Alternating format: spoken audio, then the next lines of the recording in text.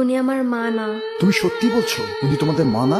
না, আমার মা 7 বছর আগে রাতে আমাদের বাড়ির সামনে অ্যাক্সিডেন্টে মারা গিয়েছে। বাড়ির সামনে? মানে তোমাদের বাড়ির সামনে? হুম। বাবার কাছে বলে দিলেই তো হয় বোকা। বাবাকে তো বলার সুযোগই পাচ্ছি না। আমি বুঝতে পারছি না কাকে বললে মায়ের মারামারি বন্ধ হবে। অনেক ব্যথা লাগে না? জোরে জোরে মারে, অনেক কষ্ট হয়। তুই সহ্য করতে পারবি না রে। অফিসের ওই আঙ্কেলটাকে আবার বলি। ওই মহিলা মিথ্যে বলেছে, উনি বাচ্চাদেরকে টর্চার করেন। তুমি শিওর? অবশ্যই। শোনো, বাচ্চারা মিথ্যে বলে কিন্তু গুছিয়ে মিথ্যে বলতে পারে না। তুমি এই পেশায় নতুন, তাই তোমার এসব বুঝতে একটু সময় লাগবে।